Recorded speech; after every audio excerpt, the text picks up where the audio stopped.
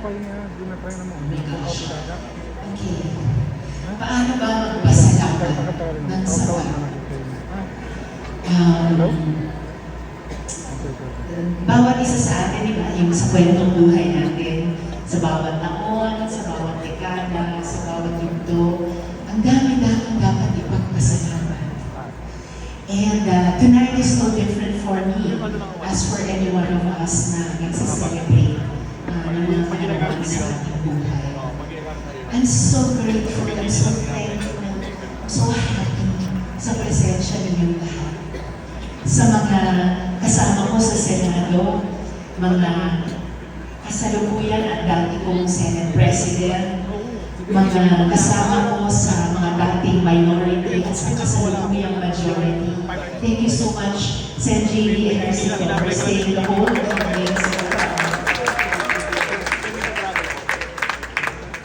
Siyempre, ang iniibig kong pamilya, which grows wonderfully bigger every year with Marco and June and Gigi, and next year Hannah, and the years ahead with Andrea and everyone who is a part of my family.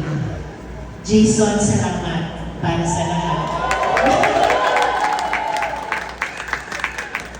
Ang bawat isa sa inyo, mula sa, ayan, yung kwentong buhay ko naman ay nakakabit din sa kwentong buhay ninyo.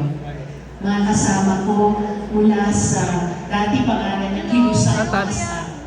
Ngayon, nagdadala ng civil society organizations. Hindi ako magiging ako kung hindi dahil sa Kilusan na pinanggalingan natin at binubuo natin hanggang sa kinabukasan. Ang lahat po sa inyo na naging bahagi ng mga laban ng buhay ko. Kahit banggitin ko lang yung isang bahagi doon, yung mga kampanya nakaraang kalahating dosenang beses nung nakaraang mga dekada mula 2004 at 2007 kasama ng minamahal kong Partidong Akbayan hanggang sa kalaban natin noong 2010, paulit sa 2013, finally sa 2016, at nung muli sa 2022. By the way, nung nakaraang taon, kaya naalala ito ng mga kasama ko sa office, kaya hindi tayo nakapag-celebra ang sama-sama tulad nito nung birthday ko dahil sup-sup talaga tayo sa thank you, my daughter. Minsan yung mga anak natin pa ang mas konservatibo kaysa sa atin. Yung nakaraang taon, suksok tayo sa kampanya. Pero, nagbunga naman, di ba? Panalo ang kampanya, sineselebrate din natin ang tagumpay ng ating aliadong ML Party List, sina Rep Laila. At syempre, agad-agad tayo ng dalawang senador sa ating Senado. So, bumabawi lang tayo ngayong taon at maraming salamat sa presensya niyo ngayong gabi. Kayo po ay mga tao na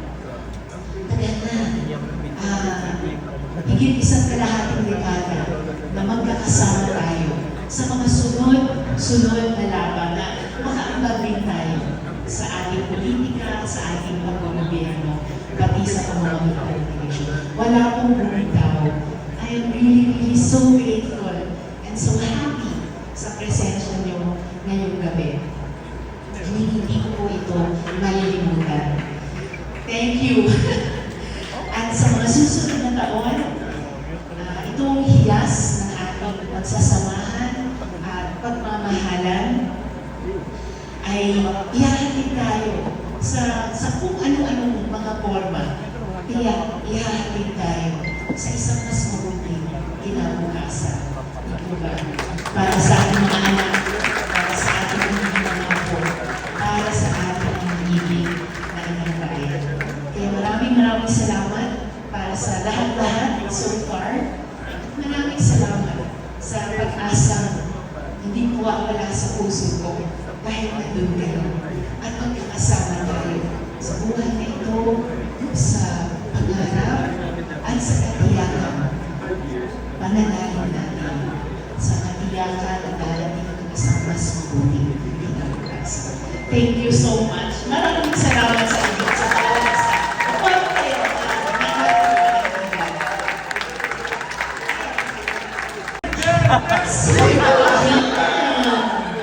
Okay guys, hanggang kayo sa mga reform-minded and modernized composition course para mag-decision tayo ng sama-sama. Salamat. And now, itong kantang to, sigurado ko alam na alam ninyong lahat. Ito, actually, You only grow old when you desert your ideals. Kaya hindi ka senior ngayon, mas babata ka pa. Pero, meron po akong apology sa inyo, Lisa.